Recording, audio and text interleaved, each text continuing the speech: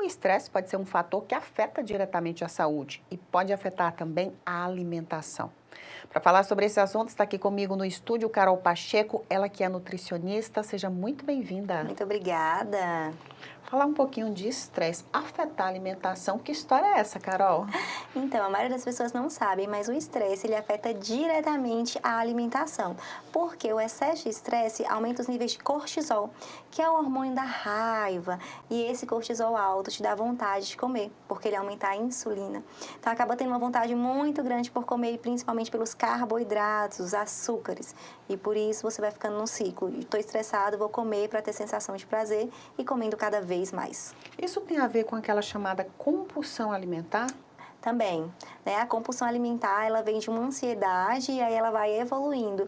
Ele tem mais a ver com a fome emocional, que é aquela necessidade de comer para suprir uma necessidade, né? Então, a gente tem a fome física, que é a fome fisiológica, ou seja, quando você tem fome fisiológica, você abre a geladeira, tem ali ovo, você vai comer ovo, porque você está com fome. Qualquer coisa você come, né? Você vai matar a sua fome.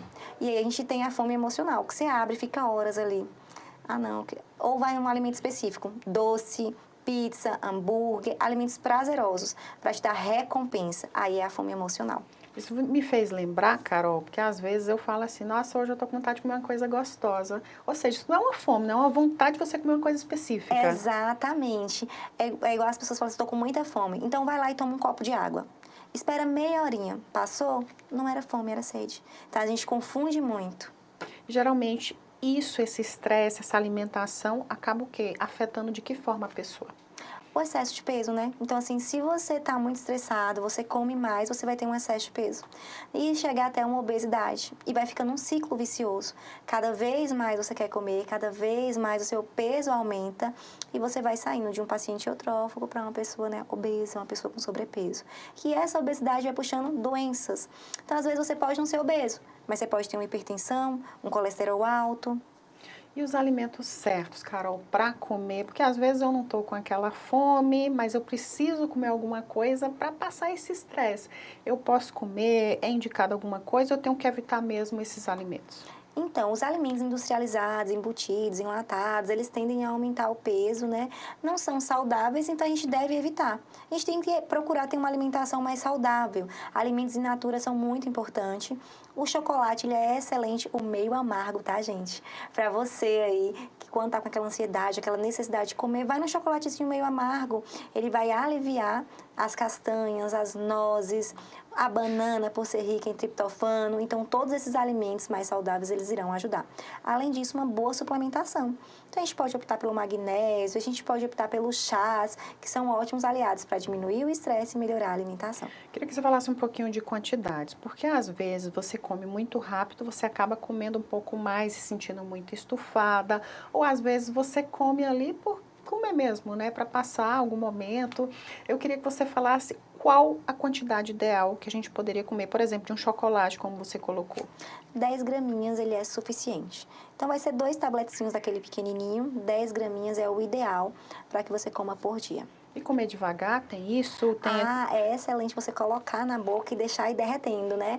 Você vai botar o chocolate como se ele fosse uma balinha e ele vai derreter ali na sua boca. Isso aí é maravilhoso, vai te liberar a serotonina, a sensação de prazer e você vai ficar bem mais relaxado comendo pouco. E é interessante também comer devagar, comer com atenção. Hoje as pessoas têm mania de comer no celular, de comer no notebook, de comer no trabalho. Você nem sabe o que você está comendo, não mastiga bem esses alimentos, não presta atenção, né? O comer rápido faz você comer bem mais. Tem alimentos que as pessoas acham que são vilões. Por exemplo, muita gente fala, eu não vou comer o ovo, eu não vou comer tanto carboidrato. Queria que você falasse um pouquinho sobre isso. Eu costumo dizer que não tem alimento vilão, né? Então a gente precisa ter uma alimentação saudável e equilibrada. O ovo é um dos alimentos super nutritivos, super saudável, então ele não é hipótese alguma um vilão. O pão, o macarrão, as massas não são vilões. É claro, se você tem alguma doença, alguma patologia específica, a gente vai comer com moderação, mas não retirar, né? Então a gente não tem nenhum alimento vilão, o que a gente tem é o excesso. Tudo demais vai fazer mal. Carol, eu queria que você falasse um pouquinho de rotina de alimentação. Geralmente, a maioria das pessoas comem 3 vezes ao dia. Outras pessoas fazem outras refeições. Até mesmo para aliviar essa questão do estresse e acabar não comendo muito, né? Sim, é interessante o fracionamento, né? Então, a gente costuma falar assim, comer de 3 em 3 horas, é interessante, mas tudo tem que se adequar com a sua rotina, né? Então, o mais interessante para você ter uma rotina certinha é ter uma orientação nutricional, porque você vai saber os horários específicos e vai saber o que comer. E assim, tem uma organização maior e evita falhas. Tem alimentos que deixam a gente mais saciado do que outros? Sim, com certeza, as proteínas. As proteínas, elas aumentam a saciedade, então você demora bem mais tempo para comer. Eu sempre falo, vai comer o carboidrato? Adiciona uma proteína. Então, vamos comer um pão? Vamos adicionar um ovo, um frango, um queijo. Você vai ter uma maior saciedade, não vai ter picos de insulina e vai ficar bem mais saciado. Teria algum alimento específico para diminuir essa sensação ou esse estresse? A gente tem os chás, né? Então, chás de valeriano, chás de camomila, eles vão ajudar a diminuir.